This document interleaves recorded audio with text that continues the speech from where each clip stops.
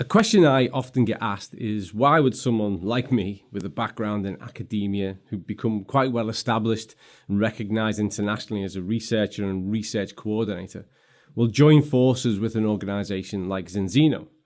There's quite a simple answer to that, but it's going to take me a few moments to explain that simple answer. Back in 2020, I was working as a research coordinator for 2 global health strategies. And the problem that we were really starting to face and tackle was the fact that the Office of Global Burden had published data which had been shared by the World Health Organization that estimated a 6.3 billion people on planet Earth were living with an omega-3 deficiency. And that's quite profound. Whenever there's a deficiency of any essential nutrient, it typically leads to poor health outcomes. But something like omega-3, which is so intertwined in our cellular function, really means that there is a problem at a fundamental level. And so we had to consider this. Our body can't produce sufficient amounts of these essential nutrients, and typically we would derive them from the diet. But that's where the problems come in. And the problem has 3 classic phases. The first one is that people just don't consume those types of foods enough, and certainly not frequently enough anymore. Fatty fish, things like mackerel and bluefin tuna and salmon, all these really good sources of omega-3s. Well, as the years go by, people consume less and less as our taste buds have been altered and changed due to the industrialization of food.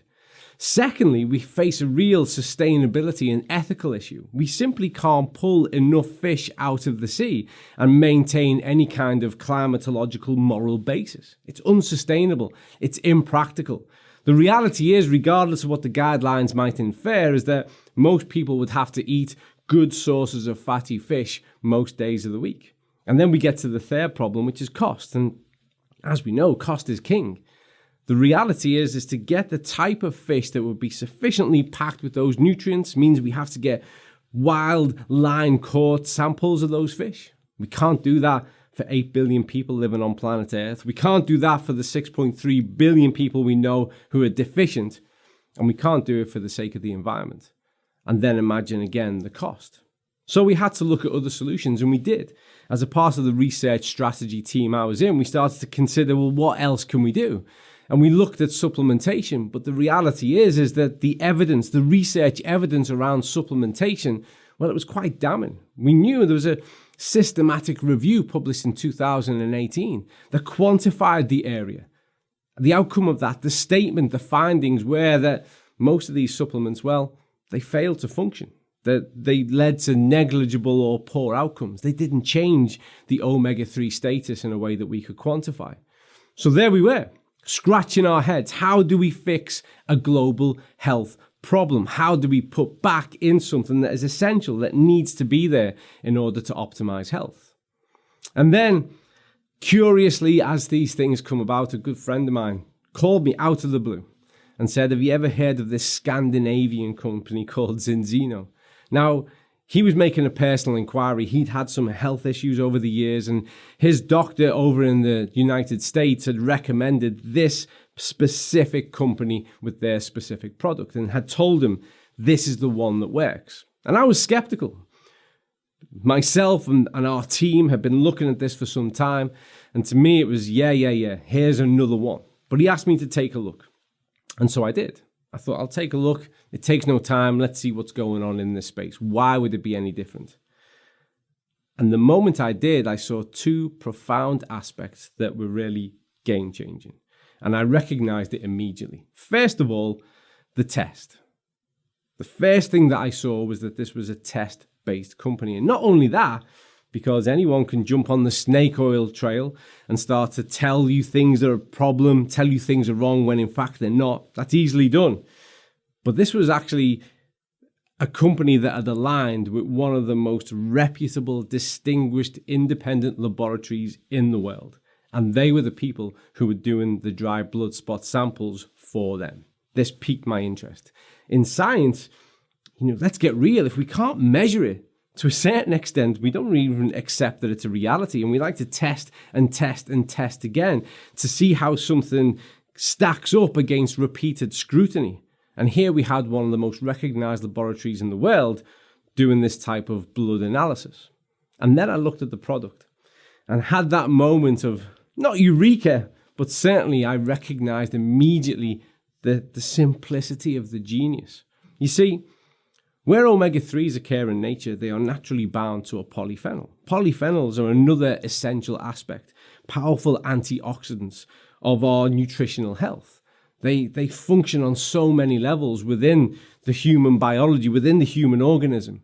And where we find omega-3 in nature, they are bound to these polyphenols, but the essential refining process of fish oil, in order to eliminate those environmental toxins, also separates it from the polyphenol. And so the minute I loaded up the information, looked at the page, and I saw the simplicity of the genius of what Zinzino had done, they'd realigned nature. They'd put the omega-3 back with the polyphenol. And there it was. So immediately I realized that this was something decidedly different.